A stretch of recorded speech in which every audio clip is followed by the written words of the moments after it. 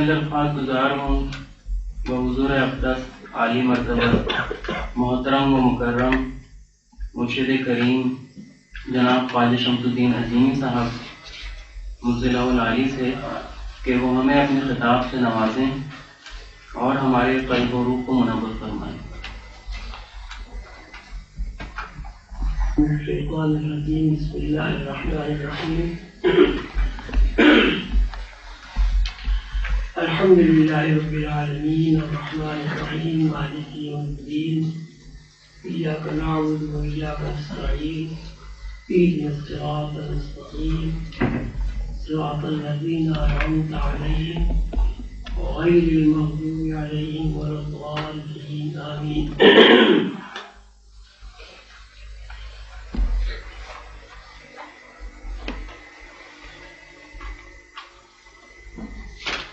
حاضرین مجلس، محترم و معزز خواتین و حضرات،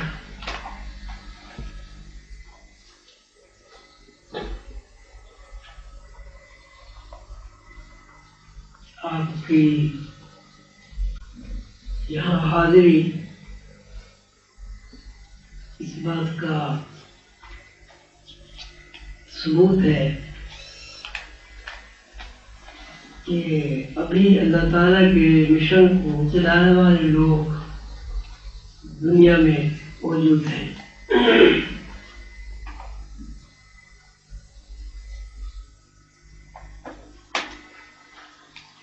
لوگوں کا عام کہنا یہ ہے کہ زمین پر قحط الرجال ہو گیا ہے۔ قحط الرجال سے مراد یہ ہے کہ زمین پر اب ایسے لوگ موجود نہیں رہے کہ جو اللہ اور اللہ کے رسول کے متعین کردہ راستے پر خود بھی چلیں اور دوسروں کو چلنے کی ہدایت بھی کریں۔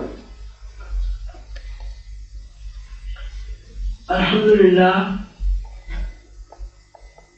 میرا تجربہ و مشاہدہ اس کے بالکل برعکس ہے۔ اللہ تعالیٰ کے انعام اور فضل و کرم سے مشن چلانے کے سلسلے میں مجھے کبھی قحط الرجال ہونے کا کوئی احساس نہیں ہوا۔ اس سخت سردی میں رات کے وقت دور دراز سے اور دوسرے شہروں سے آپ کی تشریف آوری اس بات کی شہادت ہے کہ اللہ کے مشن کو چلانے کے لیے کبھی بھی قحط الرجال نہیں ہوا۔ بات صرف یہ ہے کہ مشن چلانے والے جو لوگ ہیں ان کے اندر جذبہ صادق ہونا چاہیے، ان کے اندر خلوص ہونا چاہیے، راستے پر چلنے کے لیے ان کے اندر حضور پاک صلی اللہ علیہ وسلم کا اخلاق حسن، اخلاق کا عمل ہے وہ موجود ہونا چاہیے۔ آج کی نشست میں آپ سب لوگ کی تشریف آوری بلا شبہ اس بات کی دلیل ہے کہ آپ کو اللہ اور اللہ کے رسول صلی اللہ علیہ وسلم پر اعتماد ہے، یقین ہے، ایمان ہے، اور آپ اللہ اور اللہ کے رسول کی تعلیمات کے مطابق اپنی بھی اصلاح کرنا چاہتے ہیں اور اصلاح احوال کے بعد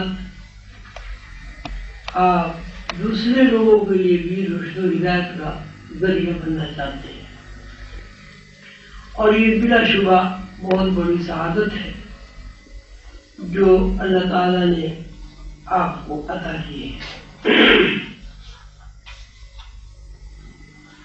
سلسلہ عالیہ عظیمہ کے اغراض و مقاصد آپ سب حضرات نے پڑھے بھی ہیں، یاد بھی کیے ہیں۔ اغراض و مقاصد میں جو باتیں بیان کی گئی ہیں ان میں ایک ہی بات کا اعادہ ہے کہ انسان اس وقت انسان ہے جب وہ اپنے جسمانی وجود اور باطنی وجود دونوں سے باخبر ہو۔ جب تک کوئی انسان ظاہری وجود اور باطنی وجود دونوں سے واقف نہیں ہوتا، وہ اللہ کے راستے پر چلتا تو ہے لیکن مشاہدہ کی دنیا میں اس کا داخلہ ممکن نہیں ہوتا۔ مشاہداتی دنیا اور مظاہراتی دنیا میں یہ فرق ہے کہ مظاہراتی دنیا جو بھی کچھ نظر آتی ہے اس کا ہم تعین اگر کرتے بھی ہیں تو اس تعین میں لازماً تبدیلی واقع ہوتی ہے، جبکہ مظاہراتی دنیا کے برعکس مشاہداتی دنیا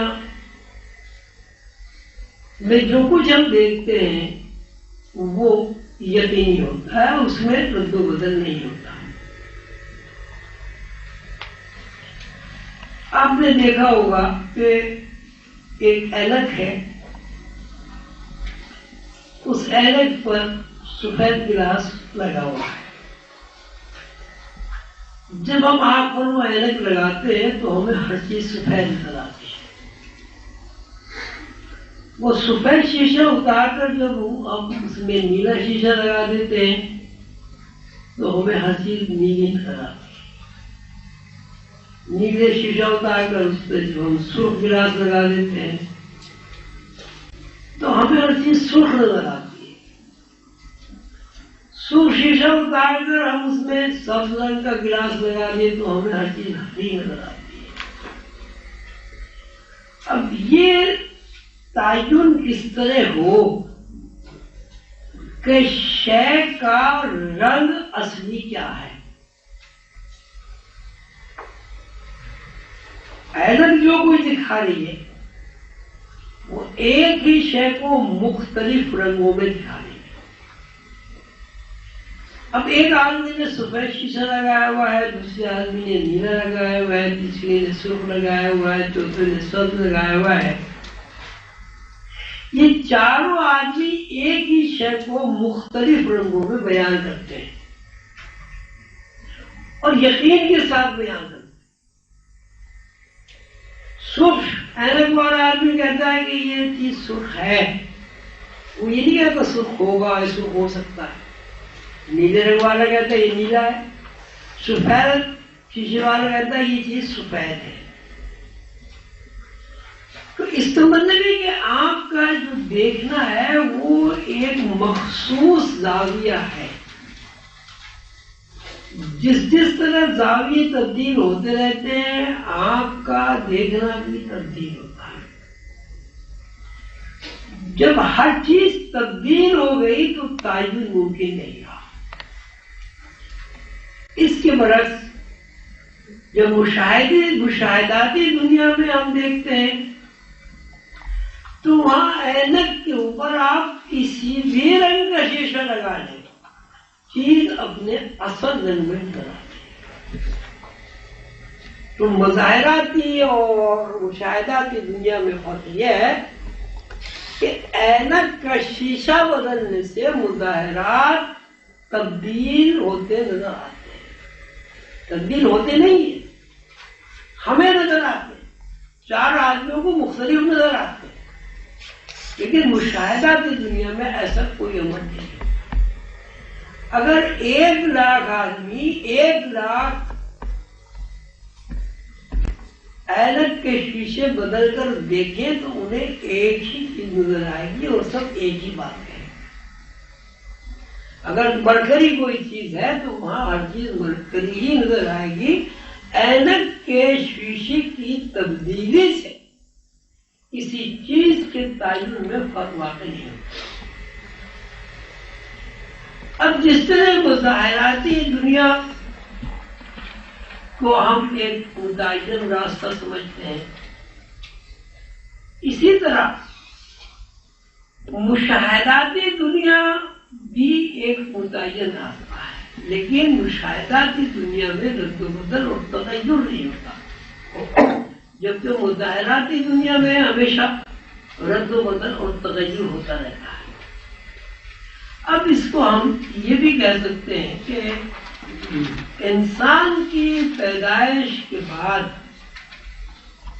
انسان کی زندگی میں 2 رخوں پر ٹھیک ہے، اور یہ دونوں رخ اسے زندگی گزارنے کے لیے راستہ فراہم کرتے ہیں۔ ایک راستہ مظاہراتی دنیا کا ہے، جہاں پیدائش کے پہلے مرحلے سے راستے کی نفی شروع ہو جاتی ہے۔ مثلاً 1 دن کا بچہ جب دوسرے دن میں داخل ہوتا ہے تو پہلے دن کی نفی ہو جاتی ہے۔ اگر پہلے دن کی نفی نہ ہو تو کوئی بھی بچہ 2 دن کا نہیں ہو سکتا۔ اگر 1 سال کی نفی نہ ہو تو بچہ دوسرے سال کا نہیں ہو سکتا۔ اسی صورت سے اگر لڑک پن کی نفی نہ ہو تو جوانی نہیں آ سکتی، اور جوانی کی نفی نہ ہو تو بڑھاپا نہیں آ سکتا۔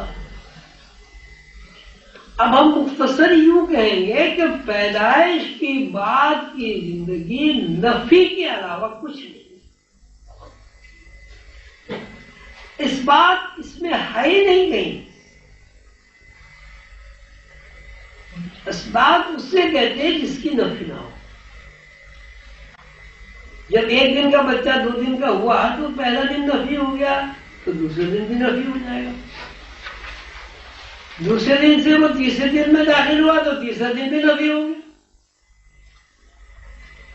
یعنی آپ پیدائش سے لے کے بڑھاپے کی زندگی کا جب تجزیہ کریں گے تو اس سے ایک ہی نتیجہ مرتب ہوگا کہ زندگی نفی در نفی جاری مساری ہے۔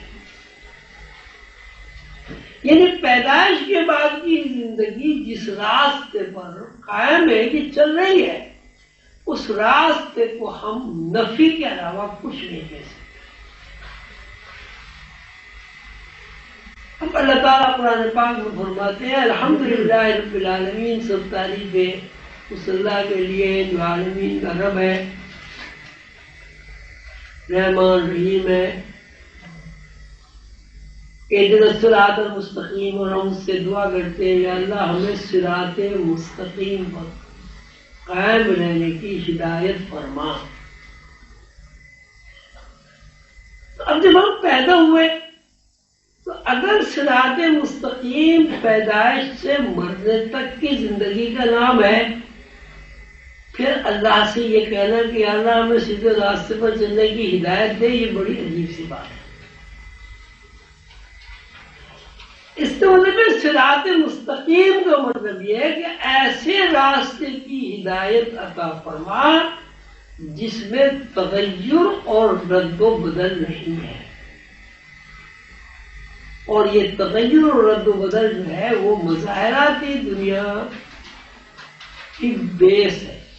مظاہراتی دنیا کا مطلب ہی تغیر و تبدل ہے۔ اس کے برعکس مشاہداتی دنیا میں چونکہ تغیر و تبدل نہیں ہوتا، تو اہدنا الصراط المستقیم، یا اللہ ہمیں صراط مستقیم کی ہدایت عطا فرما، یعنی پیدا ہونے کے بعد ہم جس نفیس بات کے چکر میں پڑ گئے اس سے ہمیں نجات عطا ہو. جس زندگی سے ہم منتقل ہو کر اس عارضی دنیا میں آئے ہیں اس زندگی کے بارے میں ہمیں روشنی دکھا، جہاں تغیر نہیں ہے، جہاں تبدل نہیں ہے. اغراض و مقاصد کے سلسلے میں پہلا نمبر یہ ہے صراط مستقیم پر گامزن ہو کر دین کی خدمت کرنا ہے. دین کی خدمت، اب دین جو ہے بہت بڑا، اس کو آپ مذہب بھی کہہ سکتے ہیں، لیکن روحانی نقطۂ نظر سے دین کا مطلب ہے طرز فکر، یعنی وہ طرز فکر جو انبیاء علیہ السلام کی طرز فکر ہے، اور وہ طرز فکر جو اللہ تعالیٰ کے پسندیدہ طرز فکر ہے. صراط مستقیم پر گامزن ہونا یعنی مشاہداتی دنیا میں داخل ہو کر اس طرز فکر کو عام کرنا جو طرز فکر انبیاء علیہ السلام اور اللہ تعالیٰ کی ہے. صراط مستقیم پر گامزن ہو کر دین کی خدمت کرنے کا مطلب یہ ہے کہ پہلے بات یہ کہ آپ صراط مستقیم سے واقف ہو. صراط مستقیم کا مطلب ہے کہ وہ راستہ جس میں تغیر نہیں ہے، جس میں تبدل نہیں ہے، جس میں نفی نہیں ہے، اس راستے کو حاصل کر کے اس راستے پر خود گامزن ہو کر اس راستے پر چل کر اور اس راستے کے نشیب و فراق سے واقف ہو کر اس طرز فکر کا پرچار کرنا جو اللہ تعالیٰ کی پسندیدہ طرز فکر ہے. رسول اللہ صلی اللہ علیہ وسلم کی طرز فکر، اللہ تعالیٰ کی طرز فکر، انبیاء کی طرز فکر. اب رسول اللہ صلی اللہ علیہ وسلم کی طرز فکر، انبیاء کی طرز فکر اور اولیاء اللہ کی طرز فکر کے بارے میں پھر جو قواعد و ضوابط کے بارے میں آپ نے پڑھا ہے، اس میں تذکرہ تنزل بابا اولیاء میں چھوٹے اور بڑے کا امتیاز کیے بغیر سلام میں پہل کریں. چھوٹے بڑے کا امتیاز کیے بغیر سلام میں پہل کا مطلب یہ ہے کہ ہر چھوٹے بڑے کے لیے اللہ تعالی سے سلام کی جائے. ہر چھوٹے بڑے کے لیے نیک خواہشات رکھیں. ہر چھوٹے بڑے سے مراد یہ ہے کوئی غریب ہے، کوئی امیر ہے، کوئی کم پڑھا لکھا ہوا ہے، کوئی اعلیٰ ذات ہے، کوئی کم ذات ہے، جیسے برادری بنا لی ہے لوگوں نے. صراط مستقیم پر قائم رہ کر دین کی خدمت کرنے کے لیے ضروری ہے کہ آپ کے اندر بڑائی کا احساس نہ ہو، آپ کے اندر خاندان اور قبیلوں کا جو فخر ہے وہ نہ ہو. آپ کے اندر صرف اور صرف یہ جذبہ ہو کہ یہ بندہ ہمارا بھائی ہے، ہماری بہن ہے، ہمیں ہر حال میں اس کے لیے سلامتی کی دعا کرنا ہے اور جس طرح بھی ممکن ہو اسے خوش رکھنے کے لیے اس کی خدمت کرنا ہے. سلام علیہ السلام کی السلام علیکم، اللہ تعالیٰ آپ کو سلامت رکھے، اللہ تعالیٰ آپ کو خوش رکھے، اللہ تعالیٰ آپ کو مصائب اور مصیبتوں اور پریشانی سے محفوظ رکھے وغیرہ. صراط مستقیم پر قائم رہنے والے بندے کی بنیادی جو کیفیات ہیں وہ یہ ہونی چاہیے اور ہوتی ہے کہ وہ مظاہراتی دنیا سے ہٹ کر مشاہداتی دنیا میں سفر کرتا ہے، اور مشاہداتی دنیا میں جو سفر کرتا ہے چونکہ اس کا واسطہ براہ راست غیب سے ہو جاتا ہے، اس لیے اس کے اندر اللہ تعالیٰ کی وہ صفت ربوبیت بیدار و متحرک ہو جاتی ہے، جس صفت ربوبیت کے بارے میں اللہ تعالیٰ نے اپنے لیے رب العالمین فرمایا ہے۔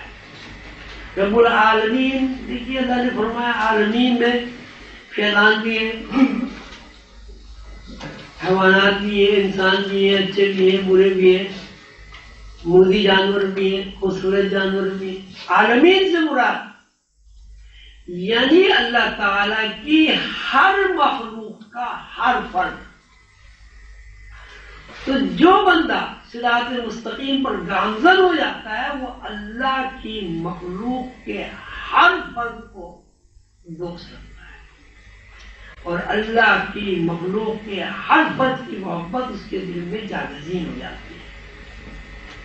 اور جب ایسا ہو جاتا ہے تو وہ دین یعنی طرز فکر، اللہ کی طرز فکر کو اپنا کر دوسروں تک اسے پہنچاتا ہے، اور پہنچانے کے لیے سب سے پہلے جو بات اس کے دل میں راسخ ہوتی ہے وہ یہ ہوتی ہے کہ چھوٹے اور بڑے کا امتیاز اس کے دل سے نکل جاتا ہے۔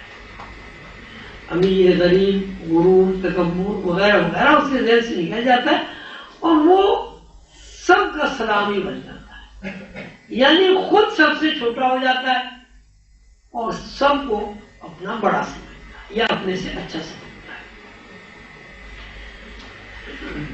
اسی قواعد و ضوابط میں پھر ایک نمبر 9 اس میں لکھا ہے قرآن پاک کی تلاوت کریں، معنی اور مفہوم پر غور کریں۔ سب جانتے ہیں قرآن پاک اللہ کا کلام ہے۔ اللہ تعالیٰ نے یہ کتاب اپنے بندوں کے اوپر اس لیے نازل کی ہے کہ بندے اس کتاب سے وہ تمام فوائد حاصل کریں جو اللہ تعالیٰ نے فوائد حاصل کرنے کے لیے بندوں کے اندر صلاحیت ربوبیت کی ہے۔ جب قرآن پاک کی تلاوت کر کے معنی اور مفہوم پر غور کیا جاتا ہے تو سر میں بندے کے اندر وہ کھل جاتے ہیں، روحانی صلاحیت اور انسان ظاہری دنیا اور غیر اختیاری طور پر متوجہ ہو جاتا ہے۔ قرآن پاک کی تلاوت کریں، معنی اور مفہوم پر غور کریں۔ اب پہلی بات یہ قرآن پاک اللہ کا کلام ہے۔ جب کوئی بھی بندہ قرآن پاک کی تلاوت کرتا ہے تو ظاہر ہے وہ اللہ کی زبان بول رہا ہے۔ جب کوئی بندہ قرآن پاک کی تلاوت کرتا ہے تو یوں کہہ لیجیے کہ دراصل وہ اللہ سے ہم کلام ہو گیا ہے۔ اللہ نے جو باتیں رسول اللہ صلی اللہ علیہ وسلم سے کی بندہ وہی باتیں دوہرا رہا ہے تاکہ اللہ سے اس کا تعلق اور ربط قائم ہو جائے۔ تعلق اور ربط قائم ہونا اس وقت ممکن ہے کہ جب آدمی جو کچھ کہہ رہا ہے اس کے معانی اور مفہوم سے باخبر ہو۔ ایک آدمی کچھ کہہ رہا ہے اس کے معنی مفہوم سے وہ بے خبر ہے تو اس کا کوئی تاثر قائم نہ اس کے اوپر ہوگا نہ کسی دوسرے سننے والے پر ہوگا۔ اور یہ تاثر اس وقت قائم ہو سکتا ہے کہ جب معانی اور مفہوم پر غور کیا جائے اور اللہ تعالیٰ کیا کہہ رہے ہیں اس کی طرف آدمی کی توجہ مرکوز ہو جائے۔ اللہ تعالیٰ کی ساتھ ربط قائم کریں، صلات قائم کریں۔ حضور قلندر بابا علی رحمۃ اللہ علیہ نے صلات کا ترجمہ ربط کیا ہے۔ قرآن پاک میں 200 سے زائد جگہ صلات کا تذکرہ آیا ہے۔ ایک جگہ بھی یہ نہیں ہے کہ نماز پڑھو، صلات پڑھو، ہر جگہ یہ ہے صلات قائم کرو۔ صلات کا مطلب یہ ہے کہ جب کوئی بندہ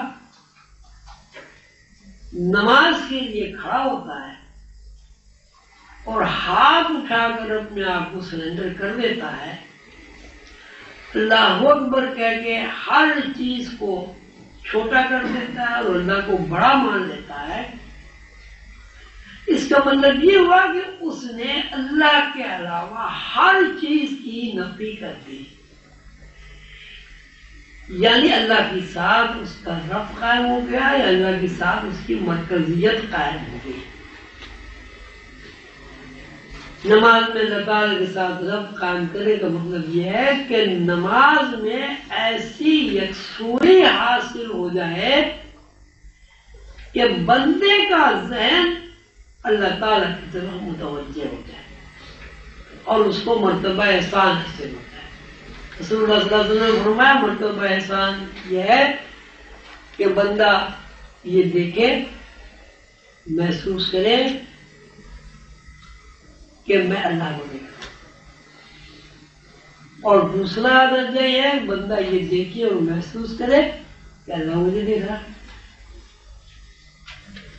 تو جب تک نماز میں مرتبہ احسان حاصل نہیں ہوتا، یعنی بندے کے ذہن میں یہ بات راسخ نہیں ہوتی کہ اللہ اسے دیکھ رہا ہے یا وہ اللہ کو دیکھ رہا ہے، تو یہ نماز صراط مستقیم سے ہٹانے والی نماز ہوتی ہے۔ صراط مستقیم پر گامزن ہونے کے لیے ضروری ہے کہ نماز میں، صلاۃ میں بندے کا ذہن اللہ تعالیٰ کے ساتھ قائم ہو۔ یہ دن صراط المستقیم ہمیں ہدایت دے صراط مستقیم پر قائم رہنے کی، یعنی جب ہم اللہ کی طرف متوجہ ہوں تو ہمارے ذہن میں دو باتوں میں سے ایک بات کا ہونا لازم ہے، یہ کہ اللہ ہمیں دیکھ رہا ہے یا یہ کہ ہم اللہ کو دیکھ رہے ہیں۔ جب تک یہ صورت واقع نہیں ہوتی تو قیام صلاۃ کا مفہوم اور حکمت پوری نہیں ہوتی۔ یہ وہی نماز ہے جس میں مرکزیت نہ ہو۔ اللہ تعالیٰ نے فرمایا فویل للمصلین الذین هم عن صلاتهم ساہون، پس ہلاکت ہے ان نمازیوں کے لیے جو اپنی نمازوں سے بے خبر ہے۔ یعنی نماز تو وہ قائم پڑھ رہے، قائم کر رہے، لیکن نماز میں ان کا ذہن اللہ کی طرف متوجہ نہیں ہوتا۔ صراط مستقیم پر گامزن بندہ کبھی بھی اللہ کی طرف سے غافل نہیں ہوتا، اور اگر اللہ کی طرف سے کوئی بندہ غافل ہے تو وہ صراط مستقیم پر قائم نہیں ہے۔ صراط مستقیم پر گامزن ہونے کے لیے ضروری ہے کہ آپ کا ذہنی ربط اللہ تعالیٰ کے ساتھ قائم ہو۔ یہ بیکار باتیں کہ صاحب نماز میں تو کسی کا بھی دل نہیں رکھتا، یہ بات اس لیے بھی صحیح نہیں ہے کہ ہم جب دنیاوی معاملات میں غور و فکر کرتے ہیں تو یہ بات ہمارے مشاہدے میں ہے کہ جب ہم دنیاوی کام کرتے ہیں تو اس میں ہمیں اتنا انہماک ہو جاتا ہے کہ ہمارا ذہن اتنا غافل ہو جاتا ہے کہ ہمیں وقت کا بھی احساس نہیں رہتا۔ بھلے جب ہم دنیاوی کام کرتے ہیں اس میں ہماری اتنی دلچسپی ہو جاتی ہے کہ کوئی ہمیں آواز دیتا ہے تو ہمیں سنائی نہیں دیتی، وہ زور سے جب بولتا ہے پھر تو ہاں بھائی کیا بات ہے۔ ایک آدمی اسکول میں بچوں کو پڑھاتا ہے، وہ ذہنی طور پر ڈسٹرب ہو جاتا ہے، دوسرا آدمی دفتر میں اکاؤنٹنگ کرتا ہے، وہ ذہنی طور پر ڈسٹرب ہو جاتا ہے، تیسرا آدمی کوئی مشین پہ نیٹنگ کرتا ہے، وہ اتنا زیادہ متوجہ ہو جاتا ہے کہ وہ مشین کا دھاگے ادھر سے ادھر نہ ہو جائے، اسے کچھ یاد ہی نہیں رہتا۔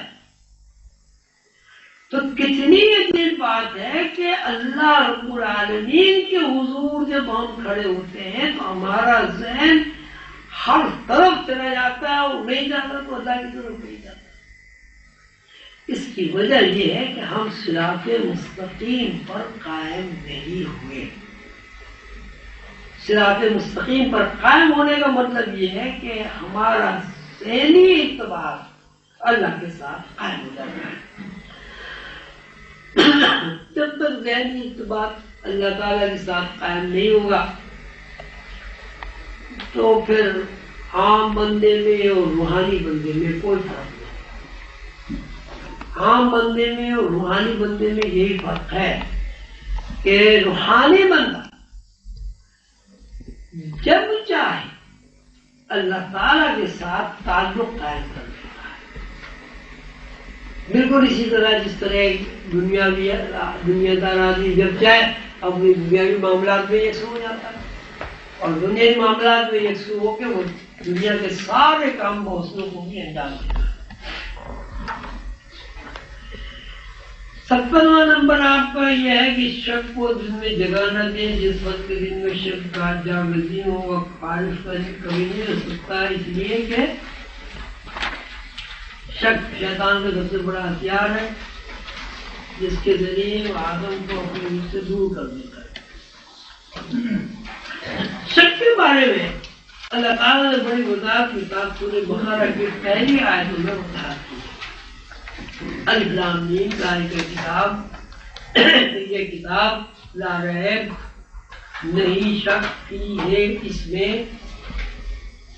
یہ جو قرآن ہے اس میں کسی قسم کے شک کی گنجائش نہیں.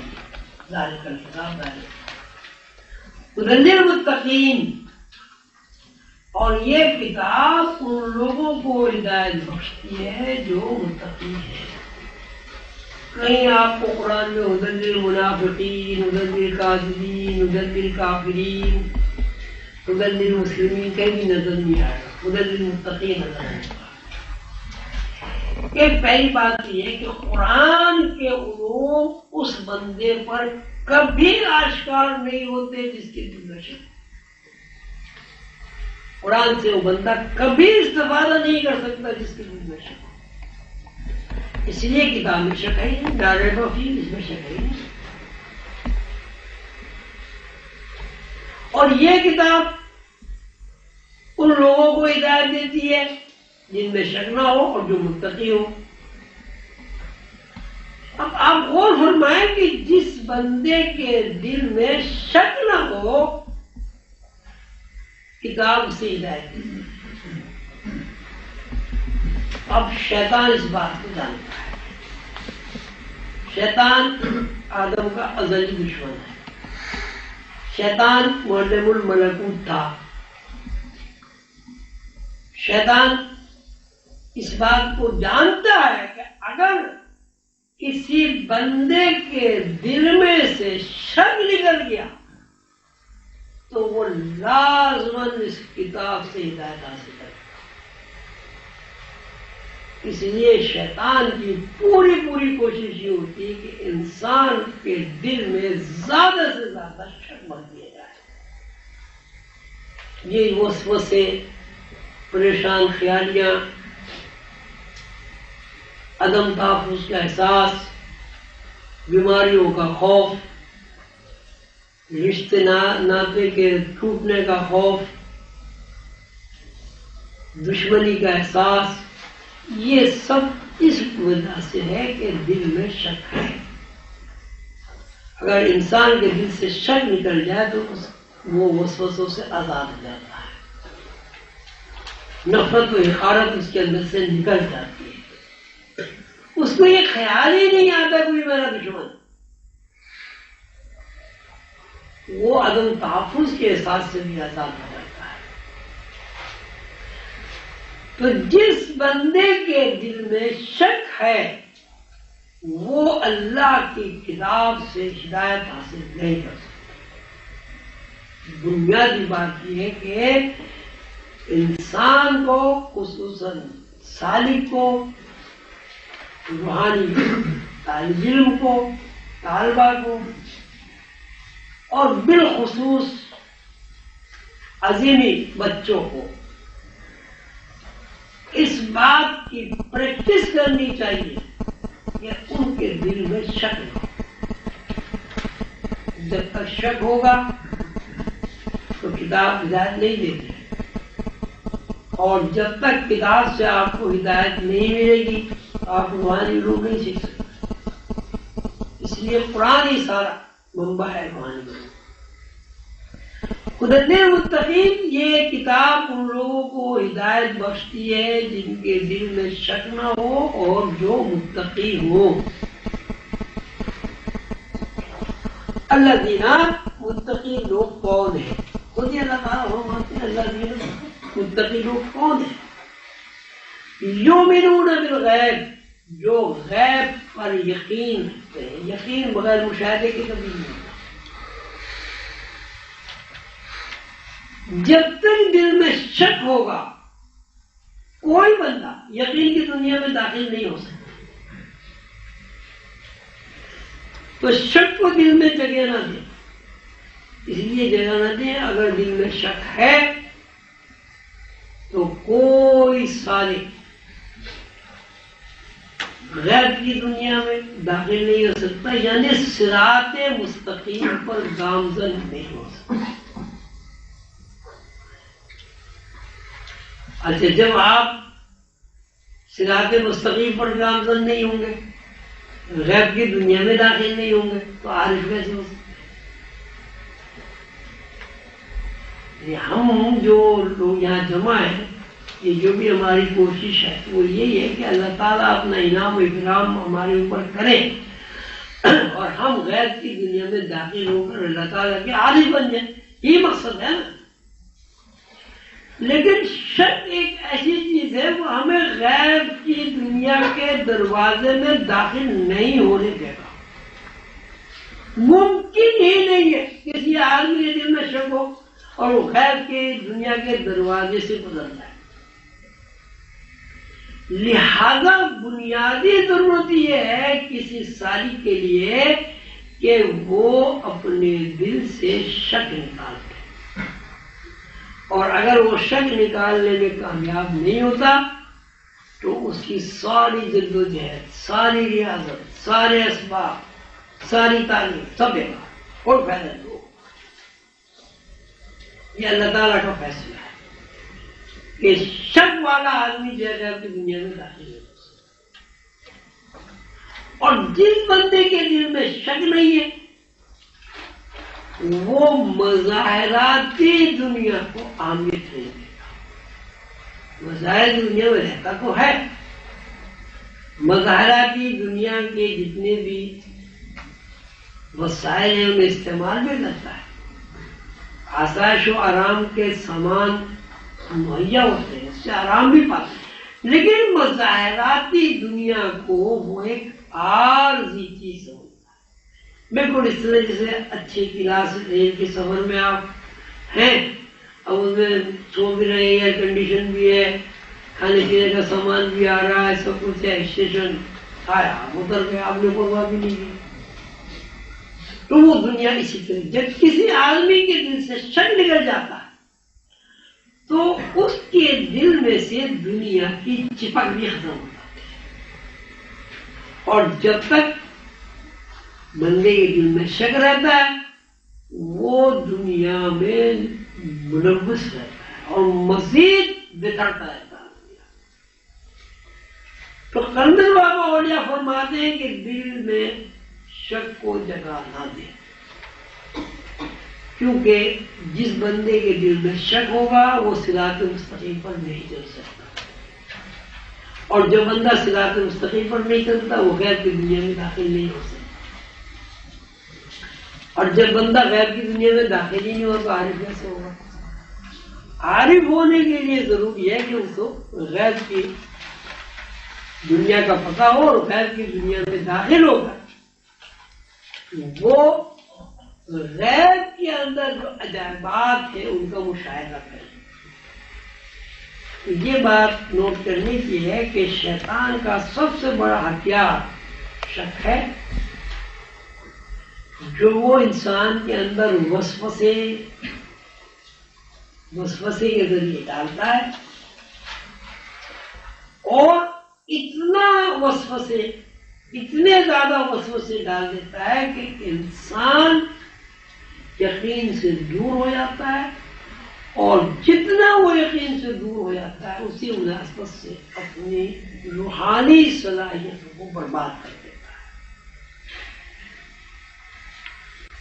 19 نمبر یہ ہے، ہر شخص کو چاہیے کاروبار حیات میں مذہبی قدروں، اخلاقی معاشرتی قوانین کا احترام کرتے ہوئے پوری جدوجہد اور کوشش کریں، نتیجے کو نظر میں رکھ کے نتیجہ اللہ کے اوپر چھوڑ دیں۔ اس لیے کہ آدمی حالات کے ہاتھ میں کھلونا ہے، حالات جس طرح چابی بھر دیتے ہیں آدمی اس طرح زندگی گزارنے پر مجبور ہے۔ بے شک اللہ قادر مطلق ہے اور ہر چیز پر محیط ہے، حالات پر اس کی گرفت ہے، وہ جس طرح چاہتا ہے حالات میں تغیر واقع ہو جاتا ہے۔ معاش کے اصول میں معاشرتی، اخلاقی اور مذہبی قدروں کا پورا احترام کرنا ہر شخص کے اوپر فرض ہے۔ اس لیے بھی ایک بنیادی بات یہ کہ آدمی جو ہے حالات کے ہاتھ میں کھلونا ہے۔ اب کھلونے کی تعریف یہ ہے کہ اس کے اندر اگر آپ چابی بھر دیں تو وہ حرکت کرتا ہے، چابی نہ بھرے تو کھلونے میں حرکت نہیں ہوگی۔ تو انسان بھی یہی ہے کہ اگر اس کے اندر ہر چابی بھری بھی نہ ہو، مطلب روح کو آپ چابی کہہ لیں، روح کو آپ چابی کہہ لیں۔ اب جب تک انسان کے اندر روح رہتی ہے آدمی چلتا پھرتا رہتا ہے، کھاتا پیتا رہتا ہے، اور جب روح نکل جاتی ایک لاش کو اور ایک کھلونوں کو ساتھ ساتھ رکھتے ہیں، ایک لاش پڑی ہوئی ہے اور ایک کھلونا ہے، وہ بھی بالکل آدمی کی تصویر ہے، ہاتھ بھی ہے، پیر بھی ہے، کان بھی ہے، وہ بھی پڑا ہوا ہے۔ تو کھلونے کے اندر بھی چابی ہے، آدمی کے اندر بھی حرکت ہے اور چابی بھری ہوئی ہے۔ اب جب آدمی کے اندر چابی بھر جاتی ہے تو وہ بھی چلتا پھرتا ہے، جب کھلونے کے اندر چابی بھر جاتی ہے وہ بھی چلتا پھرتا ہے۔ آپ سوچ کر بتائیں کہ آدمی میں اور کھلونے میں کیا فرق ہے؟ آدمی اگر کھلونا نہیں ہے تو با اختیار ہے، ہم کہیں نا کھلونا تو بھائی بے اختیار ہے، اس میں چابی بھر دے تو چلتا ہے، چابی نہ بڑھے تو نہیں چلتا، بے اختیار ہے، آدمی با اختیار ہے۔ تو آپ یہ بتائیں کہ آدمی کو زندگی میں کس مرحلے میں اختیار ہے؟ سوچیے بتائیں۔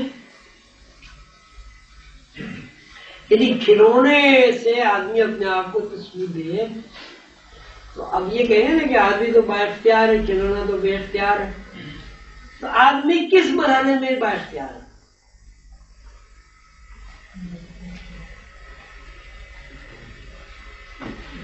سوچیے بتائیں۔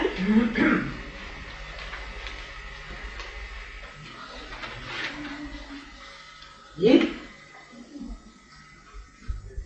پھر کھلونے میں چابی میں کیا فرق؟ کھلونے میں انسان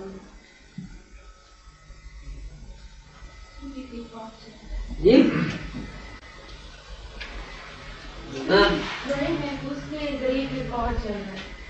نہیں، کھلونے میں اور انسان میں کیا فرق ہے؟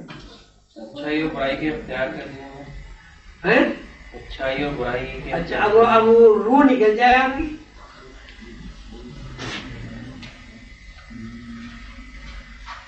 اچھائی اور برائی اختیار کرنا تو اسی وقت ہے نا جب تک چابی ہے۔ بھائی جو کھلونے میں چابی ہے اس کو کھلونے کی روح کہہ لیں، آدمی میں جو روح ہے اسے آدمی کی چابی کہہ لیں۔ فرق یہ ہے کہ جب آدمی اپنی چابی کی حقیقت سے واقف ہو جائے، جی جب انسان اپنی چابی یعنی روح کی حقیقت سے واقف حاصل کر لے پھر کیا ہوگا؟ تو فرق ہوگا کھلونے میں اور انسان میں، یہی فرق ہے کہ وہ واقف نہیں ہوتا ہے۔ نہیں، فرق کی بات نہیں ہے، بات یہ کہ کھلونا ہے، آدمی ہے، کھلونا بنا ہوا ہے پورا، مطلب 5 فٹ کا آپ نے کھلونا بنا دیا، روبوٹ بنا دیا، روبوٹ بنا دیا، ایک آدمی کھڑا ہوا ہے، وہ بھی چابی سے چل رہا ہے، آدمی بھی چابی سے چل رہا ہے۔ اب اس کی چابی کا آپ نام توانائی رکھتے ہیں، بجلی رکھتے ہیں، گراریوں کا گھومنا رکھتے ہیں، تو انسان کے اندر بھی گراریاں لگی ہوئی ہیں، چابی چابی ہے اور کیا ہے؟ ایک کھلونے میں آدمی میں کیا فرق ہے؟ فرق ہے تو بتائیں۔ ہاں فرق اتنا ہے کہ اس کھلونے کا آدمی چابی بنا ہے، آدمی کے کھلونوں کو کون چابی بن رہا ہے وہ تو اس سے بھی واقف نہیں ہے. ممکن ہے کھلونا اس بات سے واقف ہو کہ آدمی چابی بن رہا ہے، آدمی تو اس سے بھی واقف نہیں کہ چابی کون بن رہا ہے. تو حضور قلندر بابا کا یہ ارشاد کہ آدمی حالات کے ہاتھ میں کھلونا ہے. مثلا ایک آدمی وہ چمار کے یہاں پیدا ہو گیا، اس کے یہاں اس کو تو چمار کے یہاں پرورش ہوگی. دوسرا آدمی سید کے یہاں پیدا ہو گیا، تیسرا آدمی بادشاہ کے یہاں پیدا ہو گیا، تیسرا آدمی فقیر کے یہاں پیدا ہو گیا، کوئی آدمی بوڑھا پیدا ہو گیا، کوئی آدمی لنگڑا پیدا ہو گیا، کوئی آدمی صحیح سالم پیدا ہو گیا، کوئی آدمی بہت ذہین پیدا ہو گیا، کوئی آدمی بہت کمعقل پیدا ہو گیا. اب جس طرح وہ پیدا ہو گیا، حالات نے اسے جہاں پیدا کر دیا یا حالات نے اسے جہاں پھینک دیا، وہ اسی طرح چلنے پر مجبور ہے جس طرح حالات. اب ایک بچہ پیدا ہوتا ہے، آپ بڑے خوشیاں مناتے ہیں، نام بھی اچھے سے اچھے رکھتے ہیں، عقیقے بھی کراتے ہیں اور یہ بھی دعوت بھی. آپ کو کچھ پتہ نہیں کہ حالات نے آئندہ اس کے ساتھ کیا کرنا ہے. اس نے چور بننا ہے، اس نے ڈاکو بننا ہے، اس نے ولی اللہ بننا ہے، اس نے پیغمبر بننا ہے، اس نے سائنٹسٹ بننا ہے، اس نے ڈاکٹر بننا ہے، اس نے قاتل بننا ہے، اس نے کیا بننا ہے؟ آپ کو نہیں، کسی کو بھی نہیں.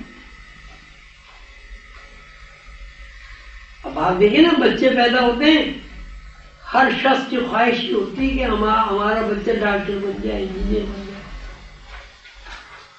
کبھی خواہش پوری ہو جاتی، کبھی خواہش پوری نہیں ہوتی. اس سے آدمی مجبور ہوا نا حالات. تو حضور قلندر بابا فرماتے ہیں کہ انسان حالات کے ہاتھ میں کھلونا ہے. حالات جس طرح چابی بھر دیتے ہیں، انسان اس طرح چلنے پر مجبور ہے. بہت مرتبہ ایسا ہوتا ہے تو والدین چاہتے ہیں کہ اولاد اعلیٰ تعلیم حاصل کرے، وہ اعلیٰ تعلیم حاصل ہی نہیں کرتے. بہت مرتبہ ایسا ہوتا ہے والدین کے حالات ہی ایسے نہیں ہوتے وہ بیچارے پڑھا سکے، ان کی اولاد بہت زیادہ اعلیٰ تعلیم یافتہ ہو جاتا ہے. کوئی عزت والا ہو جاتا ہے، کوئی بے عزت والا ہو جاتا ہے. اللہ تعالیٰ نے فرمایا نا، وہ تو عزت مند جس کو چاہے عزت دے، جس کو چاہے عزت دے. تو عزت کے لیے بھی حالات بنیں گے اور ذلت کے لیے بھی حالات بنیں گے. حضور قلندر بابا فرماتے ہیں کہ انسان حالات کے ہاتھ میں کھلونا ہے. جب انسان حالات کے ہاتھ میں کھلونا ہے اور اس کے بس میں کچھ نہیں ہے، تو اس کا بہترین طریقہ یہ ہے کہ اپنی زندگی میں وہ جو بھی کوشش کرے، جتنی بھی جدوجہد کرے، اس کا نتیجہ بتائیے. اس لیے اس کو پتہ نہیں ہے کہ نتیجہ کیا مرتب ہوگا. بات پھر وہی کہ حالات اگر چاہیں گے نتیجہ مرتب ہو جائے گا، حالات نہیں چاہیں گے نتیجہ مرتب نہیں ہوگا.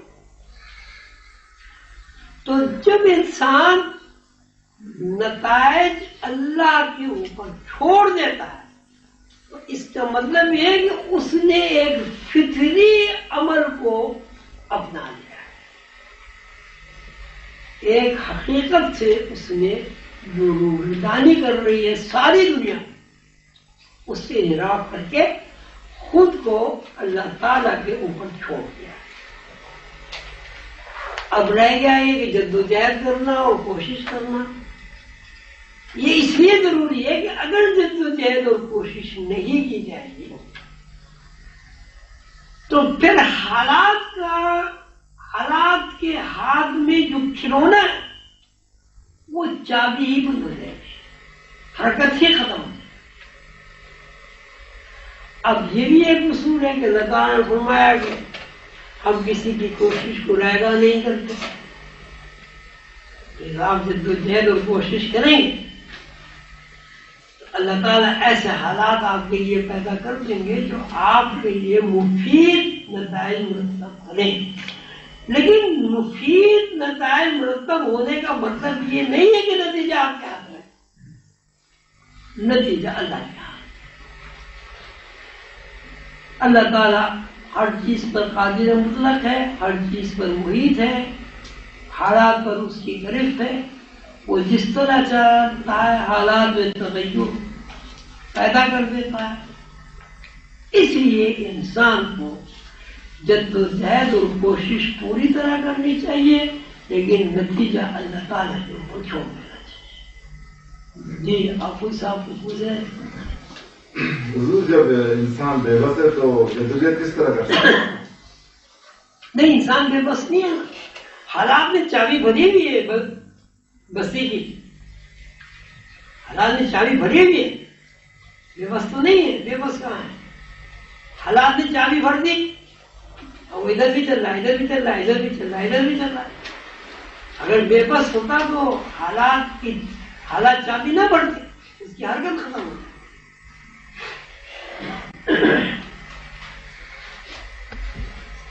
20 نمبر پہ ہے، تم اگر کسی کی دل آزاری کا سبب بن جاؤ تو اس سے معافی مانگ لو، قطع نظر اس کے کہ وہ تم سے چھوٹا ہے یا بڑا، اس لیے کہ جھکنے میں عظمت پوشیدہ ہے.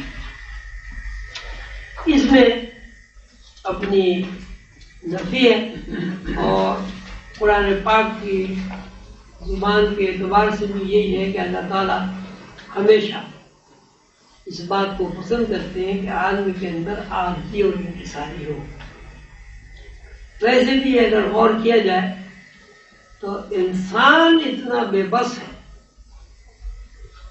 اور انسان اتنا غلیظ ہے کہ وہ کسی بھی صورت میں اپنے اوپر کوئی فخر یا غرور یا تکبر نہیں کر سکتا.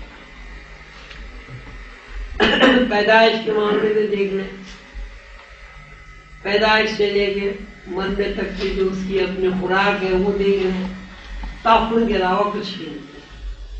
انسان کی اگر تجزیہ کیا جائے، اس کا خون، بلغم، پیشاب، پخانا، یہ وہ، سوائے تعفن کے کچھ نہیں. تو تعفن اگر فخر کرنے لگے تو بڑے بدبودار ہوں، تو یہ اس سے بڑی کوئی برائی نہیں ہو سکتی. تو اگر کسی کی دل آزاری ہو جائے تو حضور خانہ بابا فرماتے ہیں کہ روحانی آدمی کا وصف یہ ہے کہ کسی کی دل آزاری نہ ہو. ہے نا، ہم نے کہا نا سلام میں پہل کرو، یعنی سلامتی چاہو. جب آپ کی طرز فکر یہ ہے کہ آپ دوسرے کی سلامتی چاہ رہے ہیں تو دل آزاری کا تصور تو ختم ہو گیا.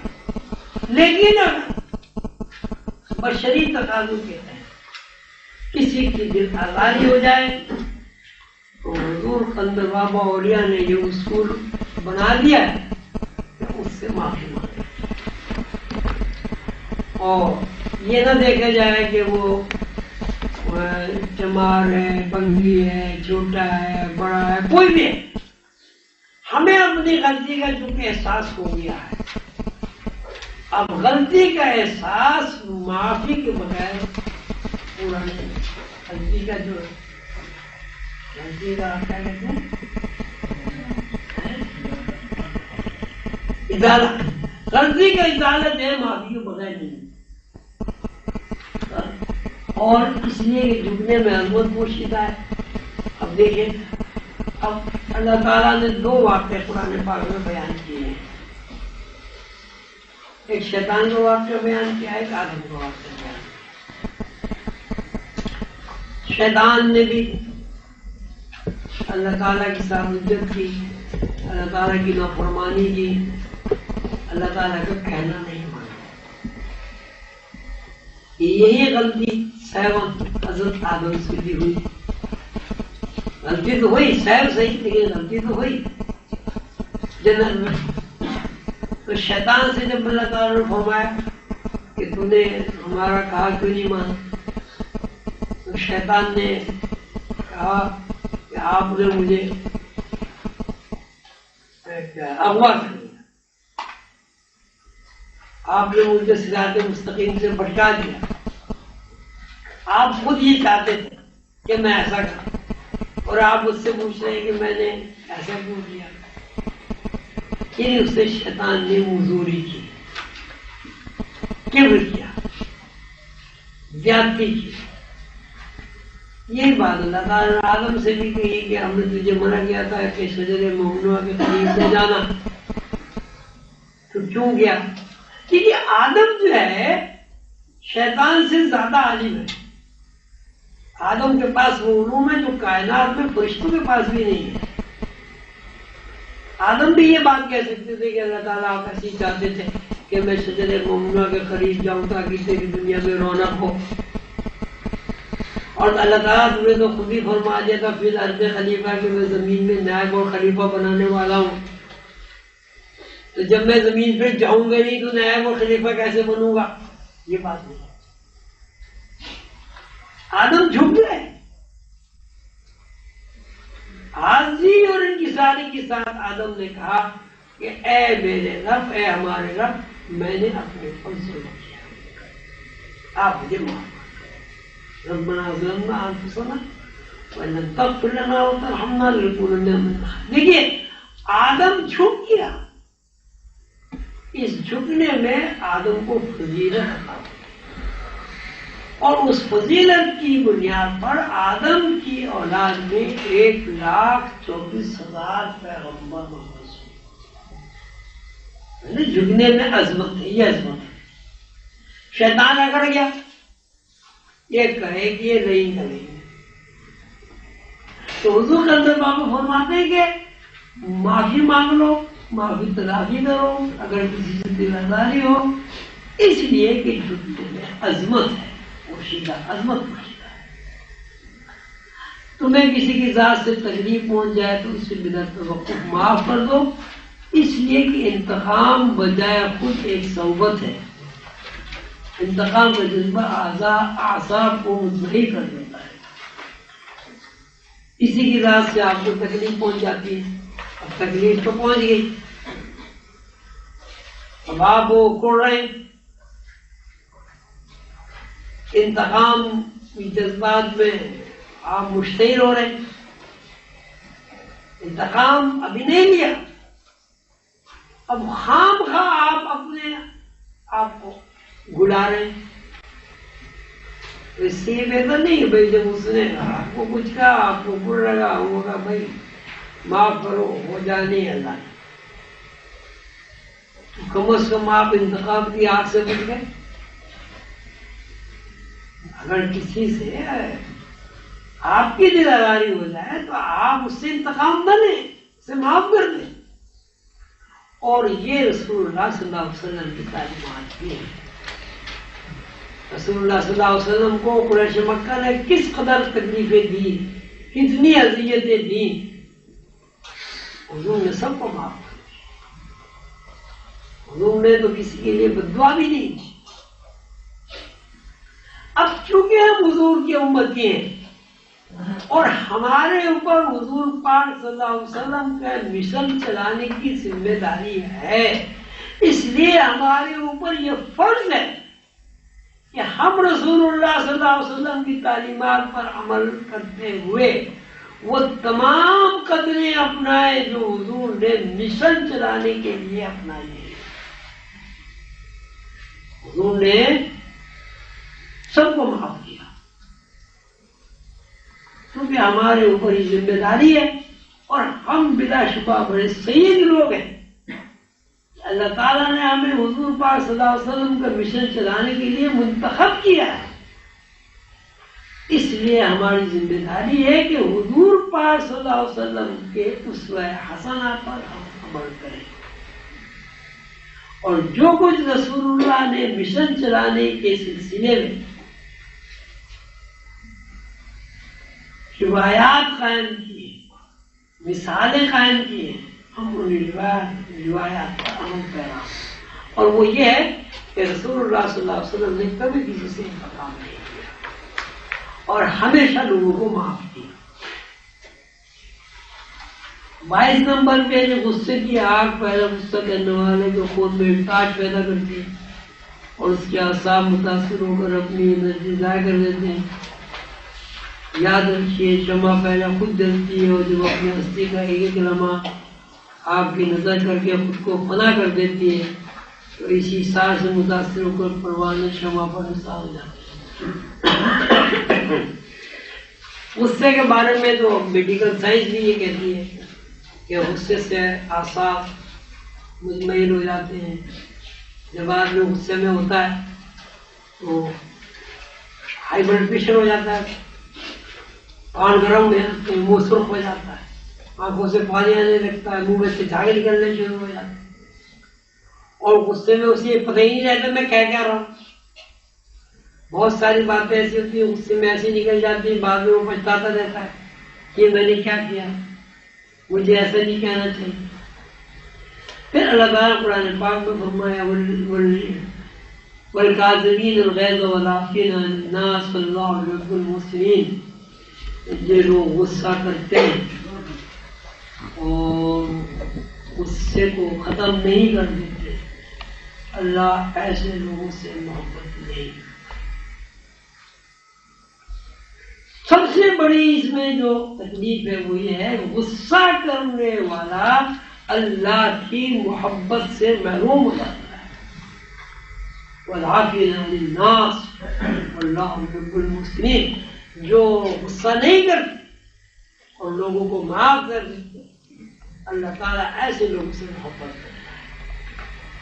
اس کا الٹ یہ ہوا کہ جو لوگ غصہ کرتے ہیں اور لوگوں سے انتقام لیتے ہیں، اللہ تعالیٰ ایسے لوگوں سے محبت کرتا ہے.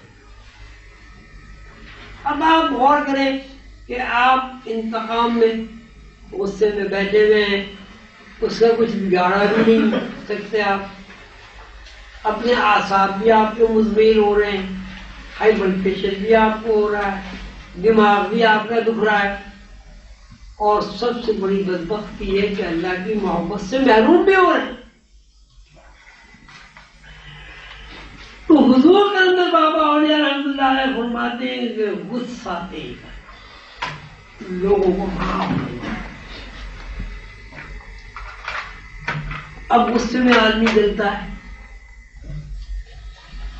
اب اس کی مثال دیتے ہیں کہ غصے میں جب آدمی جلتا ہے اور برداشت کرتا ہے تو وہ دوسرے لوگوں کے لیے مثال بن جاتا ہے.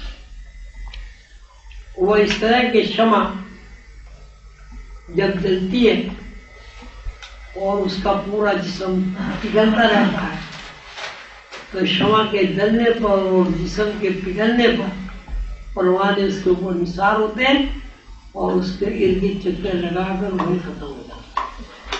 تو اسی صورت سے جب کوئی بندہ غصے پر کنٹرول حاصل کر لیتا ہے اور اللہ کی محبت حاصل کر لیتا ہے تو ساری دنیا اور ساری کائنات اس کے ارد گرد جمع ہوتا ہے. اس کے برعکس جو لوگ غصے پر کنٹرول نہیں کرتے وہ لوگوں سے دور ہو جاتے ہیں.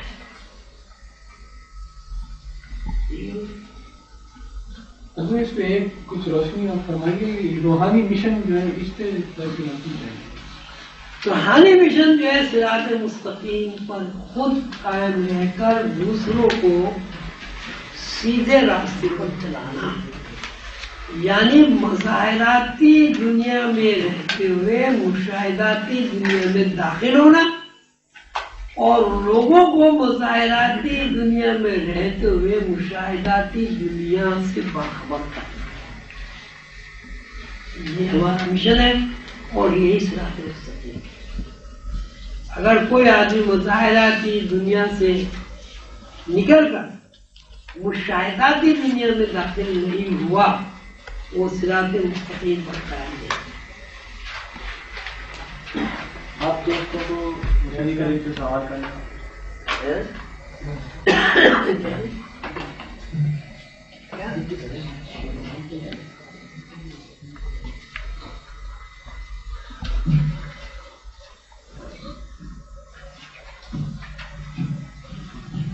آپ دوستوں کو مشن کریم کے خطاب سے مطابق سوالات کر رہے ہوں تو برائے کرم اپنی نشست سے کھڑے ہو کر اطمینان سے سوال واضح طور پر بتائیے اور جواب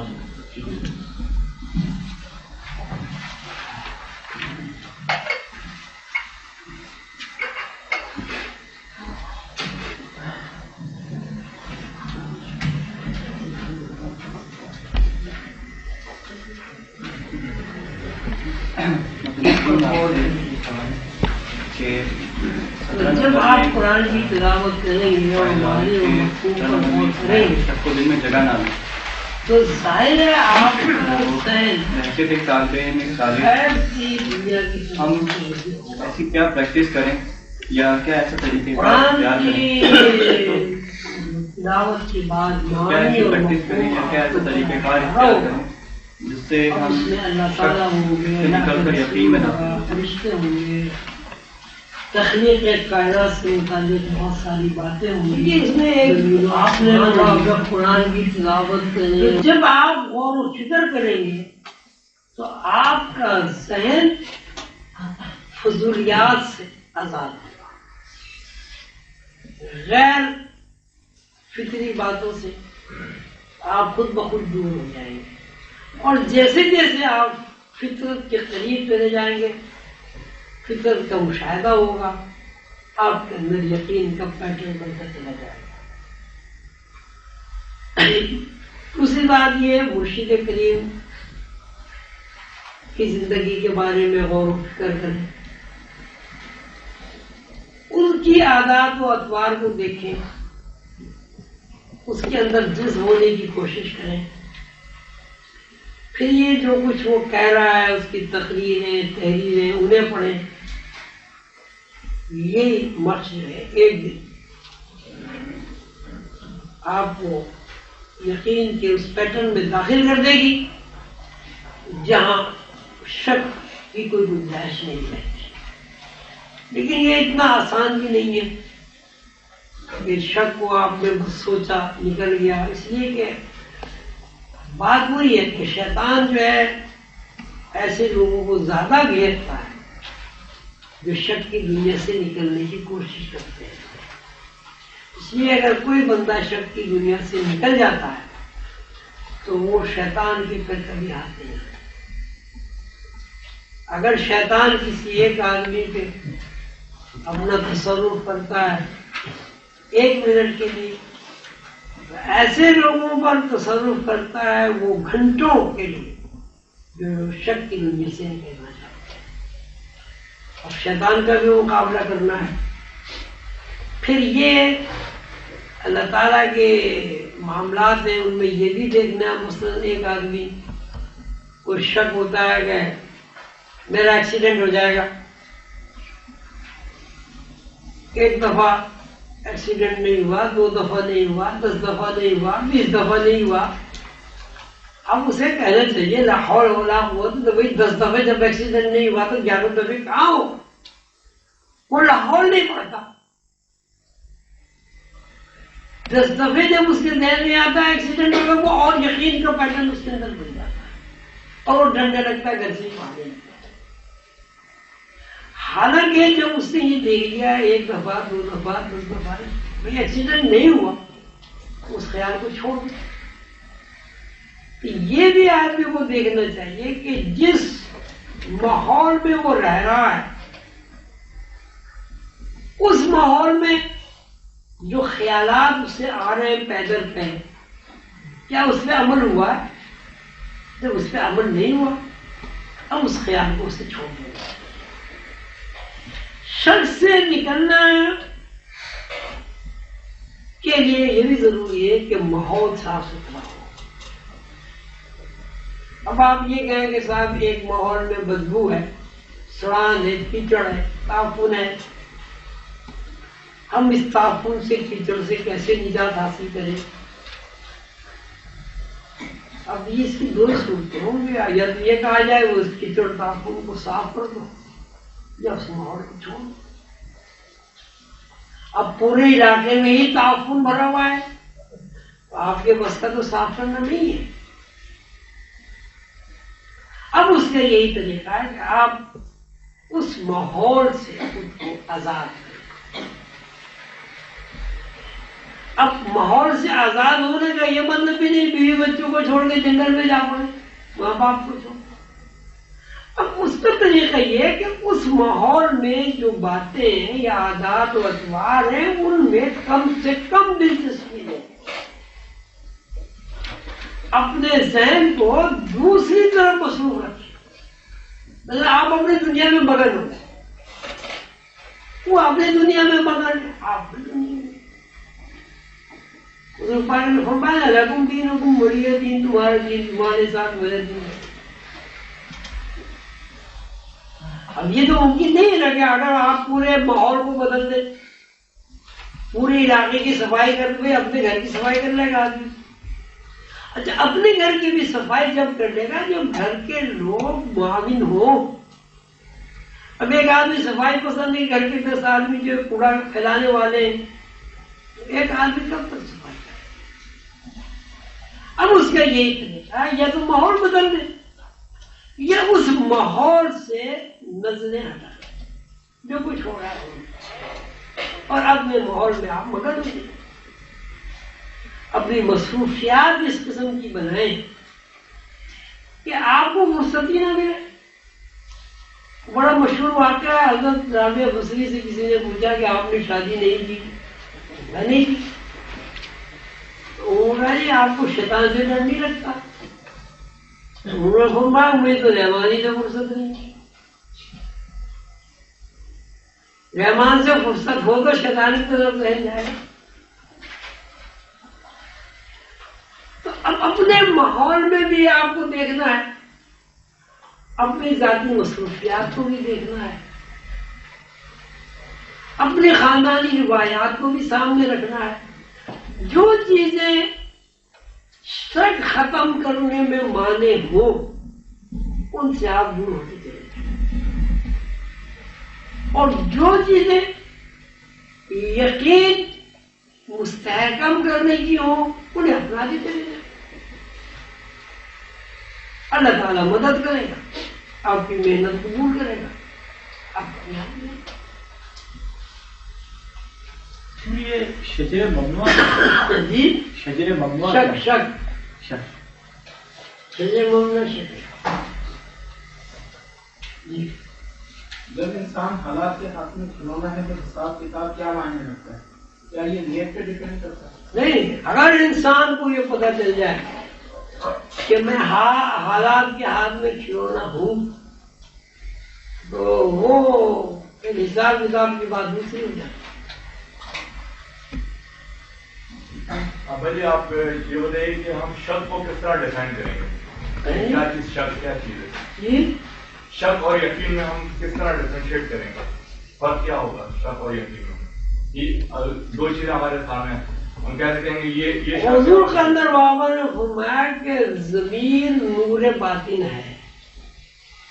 ضمیر کو دل بھی کہتے ہیں، ضمیر کو آپ عقل کہہ لیں، فہم کہہ لیں، شعور کہہ لیں، لاشعور کہہ لیں، یعنی جو چیز آپ کو باخبر کرتی ہے وہ ضمیر۔ تو وہ فرماتے ہیں ضمیر نور باطن۔ جب کوئی آدمی کوئی کام کر کے اپنے اندر خلش محسوس کرتا ہے، یعنی ضمیر ملامت کرتا ہے، تو وہ شک۔ اور جب کوئی آدمی اپنے اندر کوئی کام کر کے خوشی محسوس کرتا ہے، اطمینان قلب محسوس کرتا ہے، وہ ہے۔ شر اور خیر دونوں ایک ہی چیز، ایک ہی چیز اس بنیاد پر ہے کہ اس کے پیچھے نیت ہے اور اس کے پیچھے اللہ تعالی کا جو قانون ہے وہ ہے۔ عمل ایک ہی ہے، قانون میں تبدیلی ہو گئی۔ مثلا ایک عورت ایک مرد اکٹھے رہتے ہیں، ان کے بچے ہوتے ہیں، عمل میں کوئی فرق نہیں ہوا، بچے کی پیدائش میں بھی کوئی فرق نہیں ہوا، لیکن چونکہ یہ اللہ اور رسول کے خلاف ہے، ناپسندیدہ عمل ہے، اس لیے شک۔ اسی عمل کو آپ دو آدمیوں کے سامنے दो आदमी गवाह बनाकर यही अमल करें, अमल में क्या फर्क हुआ? पैदाइश में क्या फर्क हुआ? जिनसी तलज्जुज में क्या फर्क हुआ? गुस्ल वाजिब दोनों सूरत में हुआ, अमल एक ही है। अब अमल का तायुन किस तरह हुआ? एक तायुन ये है कि अल्लाह रसूल ने कहा कि दो आदमियों की गवाही में जब एक लड़का एक लड़की दोनों को कबूल करने, ये अल्लाह के लिए पसंदीदा अमल है। और दो आदमी अल्लाह के बनाए हुए कानून के खिलाफ एक दूसरे को पसंद कर ले, उस अमल में क्या होगा? अब जब आप निकाह कर लेते हैं तो उसी अमल से आपका ज़मीर मुतमईन होता है। निकाह के बगैर वही अमल किया जाता है तो ज़मीर में खलिश पैदा होता है। इसलिए खलिश पैदा होती है कि आपको ये बता दिया गया है कि खैर क्या है, शर क्या है। पैगंबरों ने जो उलूम नौ इंसानी तक पहुंचाए, उनकी बुनियाद ये है कि पैगंबरों ने शर और खैर, अच्छाई और बुराई का तस्वुर मुंतकिल किया। एक बकरी और बकरा भी शादी करते हैं, उनके बच्चे होते हैं, लेकिन उनमें अच्छाई बुराई का तस्वुर नहीं। जिनसी तलज्जुज बकरे का या बकरी का या आदमी का या औरत का अलग अलग नहीं है, नताइज भी दोनों के एक ही हैं, यानी दोनों की औलाद होती है। लेकिन बकरी यानी हैवानात जो हैं वो अच्छाई और बुराई के तस्वुर से क्योंकि वाकिफ नहीं है, इसलिए उनके लिए खैर और शर दोनों बराबर है ही नहीं। इंसान को चूंकि अल्लाह ताला ने पैगंबरों के जरिए अच्छाई और बुराई के तस्वुर से आशना कर दिया और तसल्सुल के साथ इस बात की हिदायत भी दी है, इंसान ने उस हिदायत को कबूल भी किया है। इसलिए जब भी वो अल्लाह के बनाए हुए कानून की खिलाफ वर्जी करता तो उसके ज़मीर में खलिश पैदा होता, और वो खलिश ही जो है शर है। और अमल एक ही है, उस अमल को अल्लाह के रसूल के मुताबिक किया जाए वो खैर है, उसी अमल को अल्लाह और रसूल की तालीमात के खिलाफ किया जाए वो शर।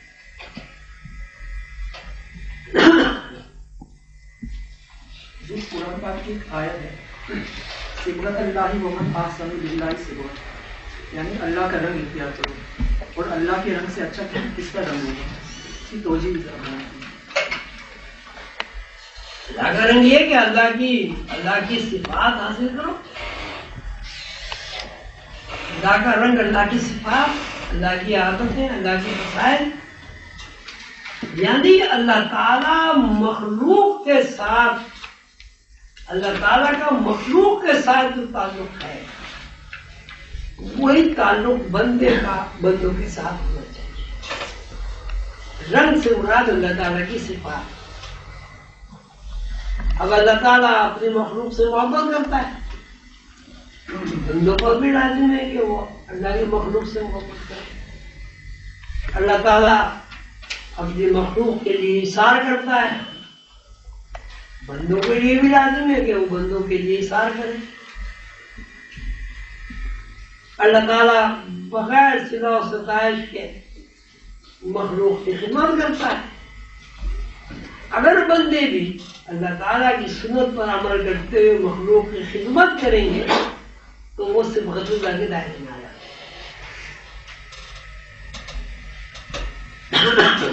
बस भाई, और